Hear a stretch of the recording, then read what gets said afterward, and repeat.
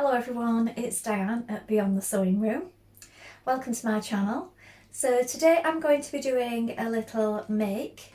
It's this Davenport dress pattern, but I'm going to be making it as a blouse. So I have made this twice before. I made one as a sample and then I bought some fabric, some gorgeous fabric, and made one for myself because I loved it that much. So I do love all the details on this particular pattern.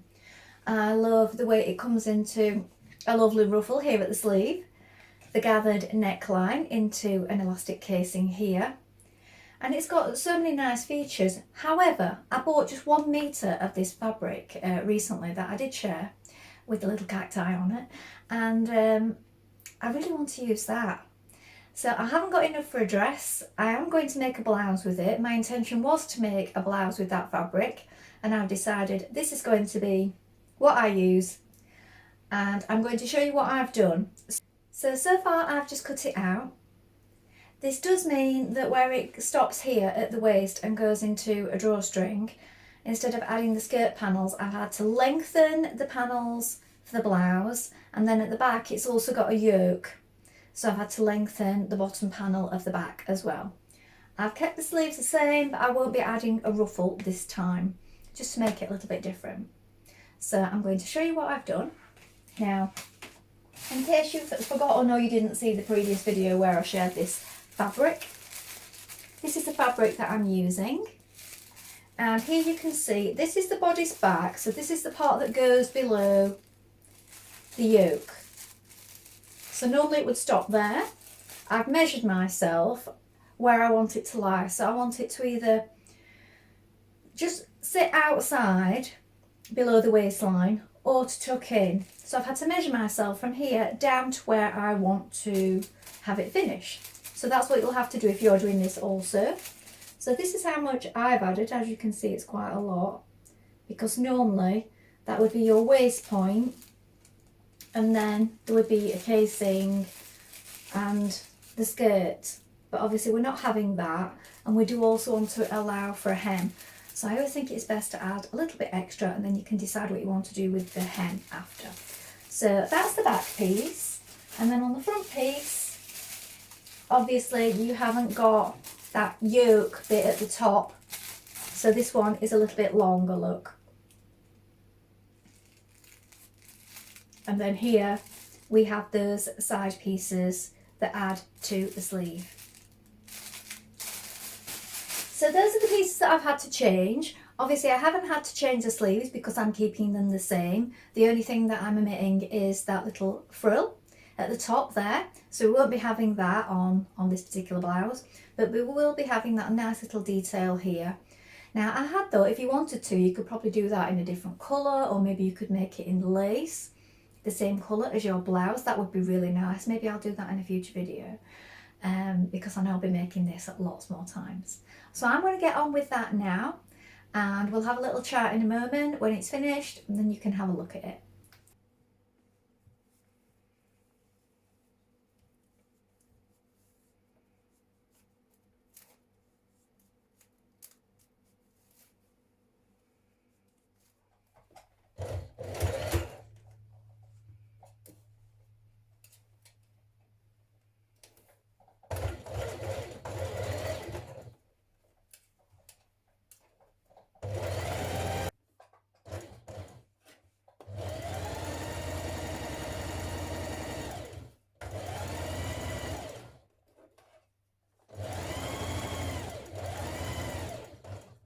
So I've finished the blouse, but I'm thinking, so that it stays a little bit neat when it's tucked in, I'm going to do a couple of stitches here and here at the front. I don't want definite darts because I still want you to have this effect here where the elastic pulls it in from the neck.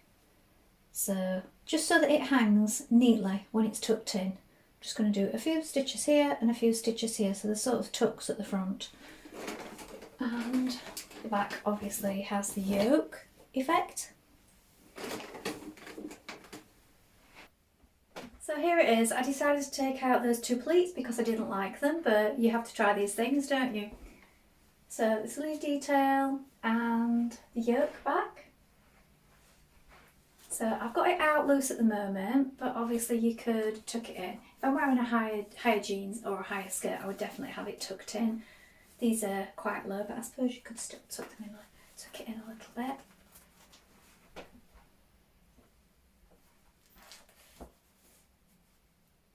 So that's a blouse version of the Davenport dress, if you want to try that.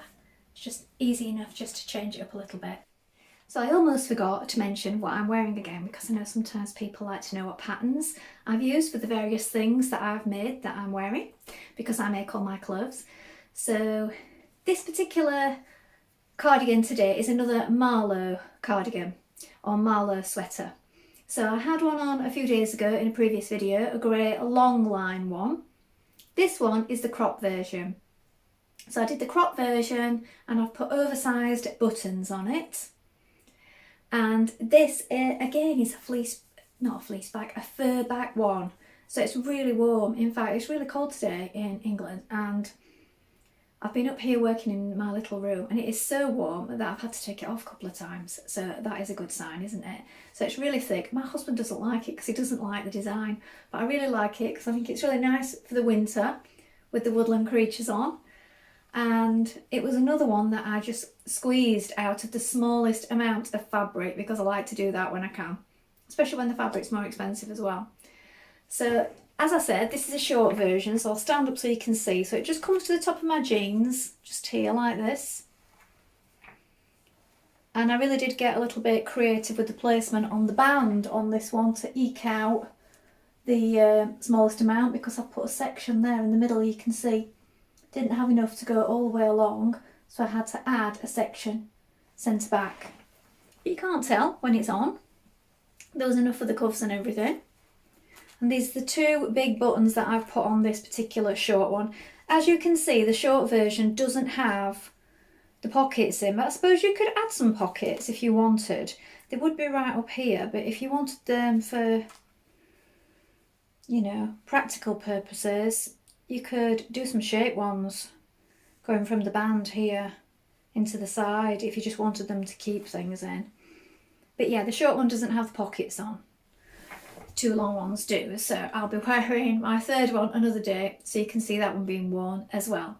So I thought this is something that you might like to have a go at, with it being, if you're in this part of the world where it's suddenly gone really cold, now's the time that we're wearing the sweaters, or that we're bringing out sweaters. Or if you want to wear the rest of your clothes like I do, I just like to put on like a cardigan or a hoodie, just so that I can still wear other things and you can have them open when you get hot, or you can just slip them off. Come in really useful, don't they? So let me know if you've made this pattern as well. So that's the Marlowe crop cardigan that I'm wearing. Oh, and the t-shirt is a wardrobe builders t-shirt. Short sleeve v-neck version that I did in a red jersey.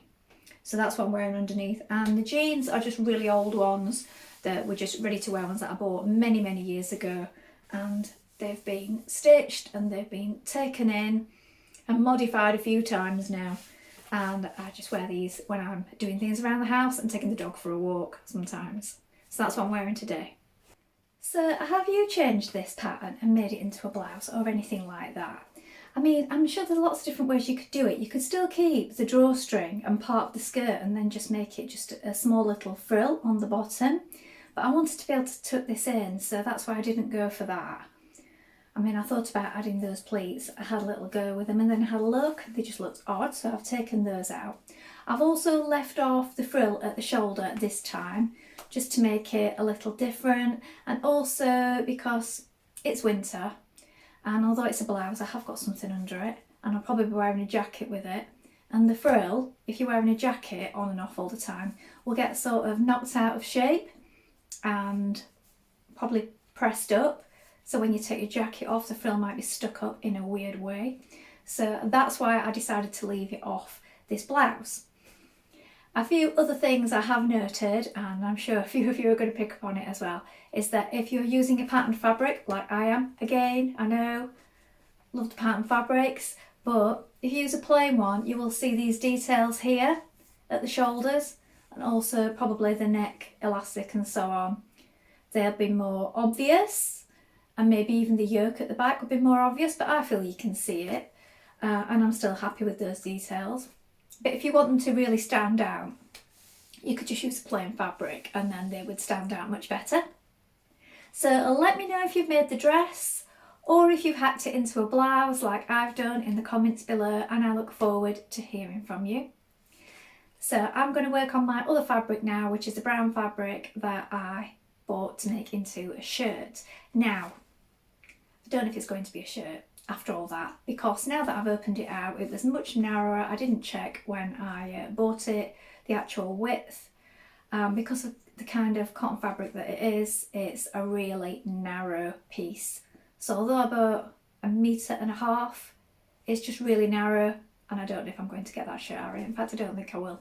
Might have to have another rethink on that, but I'll definitely be making that up next.